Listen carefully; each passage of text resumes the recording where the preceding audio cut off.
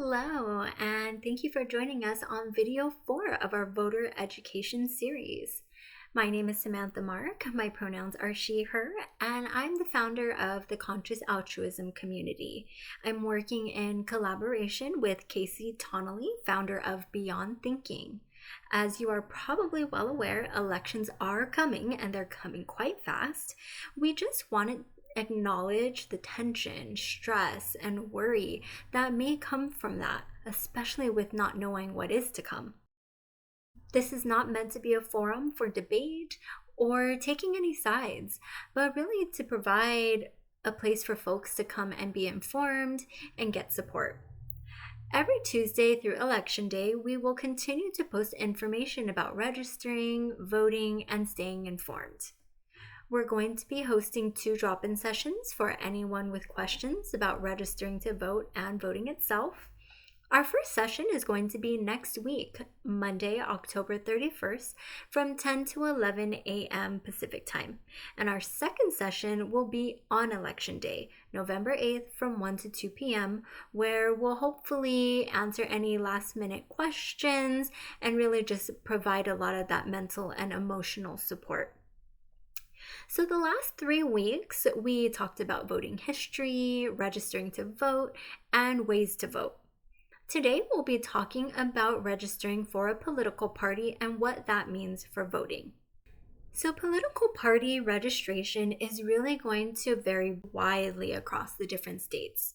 And we will post resource links in the descriptions below.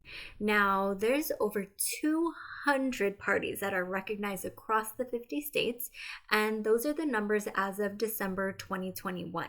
And we have some that are a lot more well-known, and those include the Democrats, which also includes progressives, and the Republican parties, which includes the conservatives. And those 2 parties hold an overwhelming majority of the presence within our state legislatures. We also have the independent parties, the libertarians, the Green Party, and other smaller parties that may be more state specific, and they don't always have candidates on their ballots. However, how you vote is always going to be up to you. And one thing I did not mention is that you don't even have to pick a party. You can select to opt out of having a preference. Another way where voting can be entirely up to you is, although this doesn't seem to happen quite as often as it may have in the past, in some years, you may like a Republican in one race, and in others, you may like a Democrat in the other. You can change your party affiliation anytime you like. Once you make a decision, you're not stuck with that permanently forever. But to do so, you do need to check with your local elections office on how to make those changes.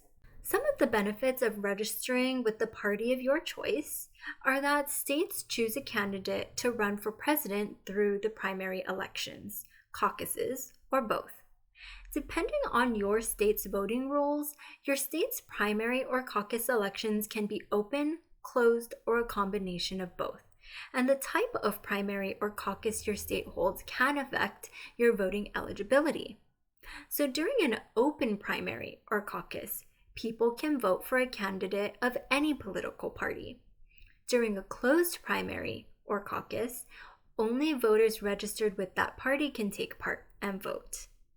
A semi-open or semi-closed primary and caucus are variations of those 2 main types. In the general election, you're eligible to vote for any candidate from any party, and it doesn't matter if you're registered for a political party or whom you may have voted for in the past. You can vote in the general election even if you didn't vote in your state primary or caucus. The downside to registering with the party of your choice is that there can often be extreme pressure to vote in a particular way. You may receive constant donation drives and requests for funding. In the general elections, including in November, you get to choose who and what you vote for on your ballot. So again, we really want to acknowledge the volume of information and that varying roles make voting and supporting others in voting very confusing and sometimes overwhelming and anxiety-inducing. Support is available though, and we have plenty of links for you down below. You can look up your local voting rights project, or you can direct message myself or Casey. So thank you so much for staying with us on this journey.